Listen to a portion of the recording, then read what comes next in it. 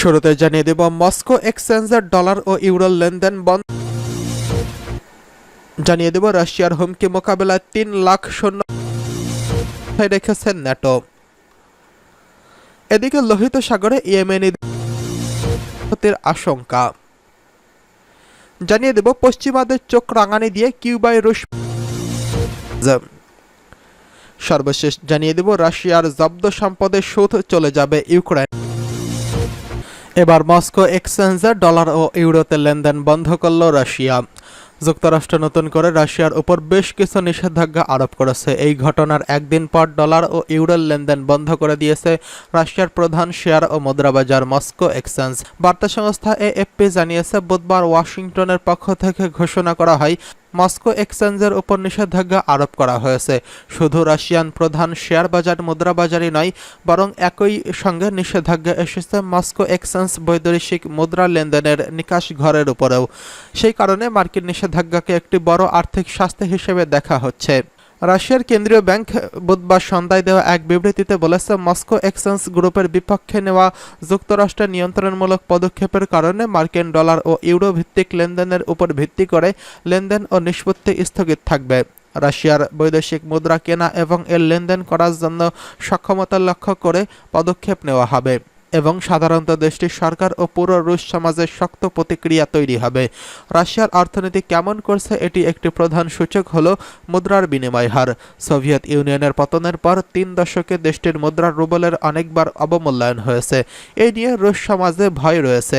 ফলে অনেক রুশ নাগরিক পশ্চিমা মুদ্রায় তাদের অর্থ সঞ্চয় করতে পছন্দ করেন, আর অর্থনৈতিক সংকটের সময় তারা রুবল বিক্রি করে দেন।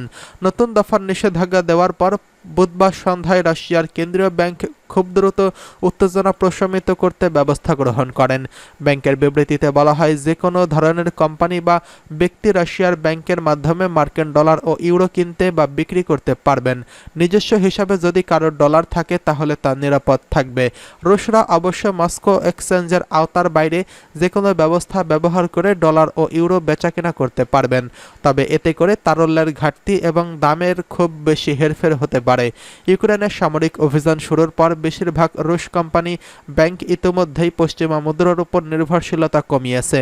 মস্কো এক্সচেঞ্জ এখন যত বেশি বৈদেশিক মুদ্রার লেনদেন হয় তার বেশিরভাগই চীনা মুদ্রা ইয়ানে হয়। এদিকে রাশিয়ার হুমকি মোকাবিলায় 3 লাখ সৈন্যকে উচ্চ প্রস্তুত অবস্থায় রেখেছে ন্যাটো। রাশিয়ার ক্রমবর্ধমান হুমকি মোকাবিলায় 3 লাখ সৈন্যকে উচ্চ প্রস্তুত অবস্থায় রেখেছে পশ্চিমা সামরিক জোট ন্যাটোর সদস্য দেশগুলো।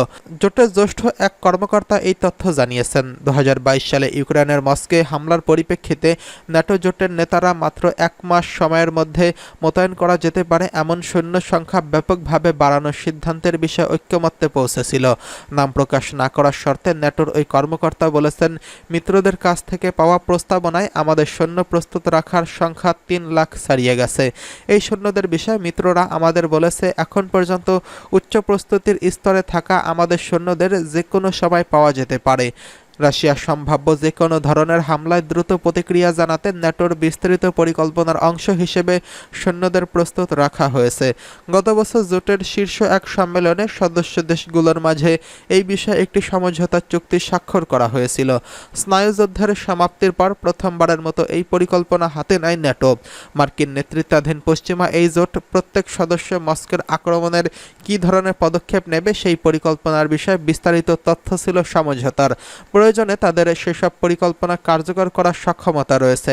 ন্যাটোর কমান্ডাররা বর্তমানে তা নিশ্চিত করার চেষ্টা করছেন।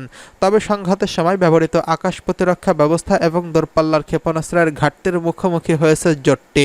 এদিকে লোহিত সাগরে ইয়েমেনিদের জাহাজে হামলা, ব্যাপক ক্ষয়ক্ষতির ঘটনা। লোহিত সাগরে আবারও জাহাজে হামলা চালিয়েছে ইয়েমেনের হুথি বিদ্রোহী গোষ্ঠীরা। এতে জাহাজে ব্যাপক ক্ষয়ক্ষতি হয়েছে।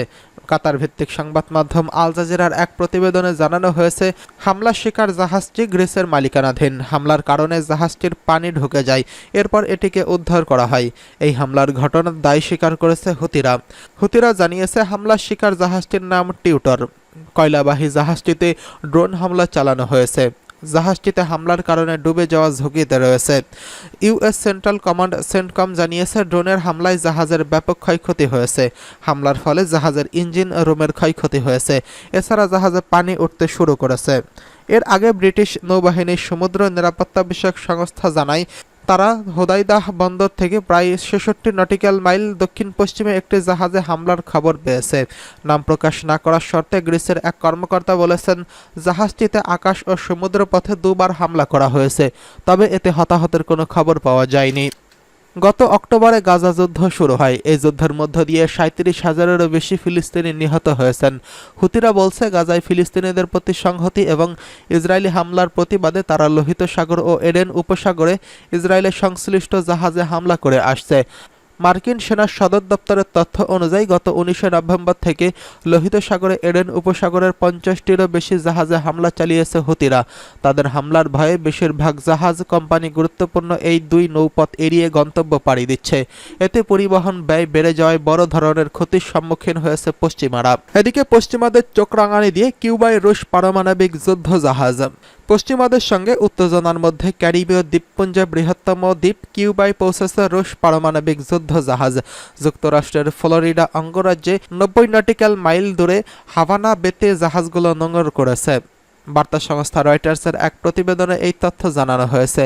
প্রতিবেদনে বলা হয়েছে, পারমাণবিক শক্তিতে পরিচালিত একটি যুদ্ধজাহাজ, ডুবোজাহাজ, একটি রণতরী সহ ৪টি নৌজাহাজের একটি বহর কিউবায় পৌঁছেছে। ইউক্রেনের যুদ্ধ নিয়ে পশ্চিমাদের সঙ্গে উত্তেজনার মধ্যে এমন নৌবহর পাঠানোর এটিকে রাশিয়ার সামরিক শক্তির প্রদর্শন বলে ধারণা করা হচ্ছে।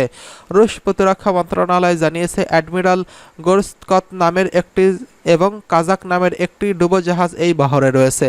এগুলোর প্রত্যেকটা হাইপারসনিক ক্ষেপণাস্ত্র, জিরকন সহ বিভিন্ন অত্যাধুনিক অস্ত্র বহনে সক্ষম রয়েছে। জাহাজগুলো এর আগে আটলান্টিক মহাসাগরে ক্ষেপণাস্ত্রের মহড়া চালিয়েছে। কিউবার পররাষ্ট্র মন্ত্রণালয় জানিয়েছে, কোনো যুদ্ধজাহাজই পরমাণু অস্ত্র থাকবে না, তাই কিউবায় অবস্থানকালে রাশিয়ার যুদ্ধজাহাজের ওই অঞ্চলে কারোর জন্য হুমকি হবে না। আন্তর্জাতিক আইন মেনেই ওই যুদ্ধজাহাজগুলো হাভানায় এসেছে। এদিকে রাশিয়ার জব্দ সম্পদের সব সুদ যাবে ইউক্রেনে। যুদ্ধের জেরে পশ্চিমা দেশগুলোর জব্দকৃত রাশিয়ার সম্পদের সুদ থেকে ইউক্রেনকে $৫০ বিলিয়ন ঋণ দেওয়ার চুক্তিতে পৌঁছেছে জি7 দেশের নেতাগুলো। ইতালিতে শুরু হওয়া ৩ দিনব্যাপী শীর্ষ সম্মেলনে এ বিষয়ে সিদ্ধান্ত নেওয়া হয়েছে। শুধু তাই নয়, সম্মেলন থেকে রাশিয়ার বিরুদ্ধে আরও নিষেধাজ্ঞা আসতে পারে বলে মনে করা হচ্ছে। অন্যদিকে দ্বিতীয় গুরুত্বপূর্ণ আলোচ্য সূচিতে রয়েছে গাজা ইসরায়েলের আগ্রাসন। দ্রুত যুদ্ধবিরতিতে পৌঁছানোর জন্য মার্কিন প্রেসিডেন্ট জো বাইডেনের প্রস্তাবের সমর্থন জানিয়েছে জোটের নেতারা। এসব বিষয় নিয়ে এরই মধ্যে প্রথম দিনে বৈঠক করেছেন তারা। জোট সদস্যের বাইরে সম্মেলনে আমন্ত্রণ জানানো হয়েছে তুরস্কের প্রেসিডেন্ট রেসেপ তাইয়েপ এরদোয়ানের, ভারতের প্রধানমন্ত্রী নরেন্দ্র মোদী এবং ইউক্রেনের প্রেসিডেন্ট ভলোদিমির জেলেনস্কি সহ বেশ কয়েক রাষ্ট্রপ্রধান ও সরকার প্রধানকে।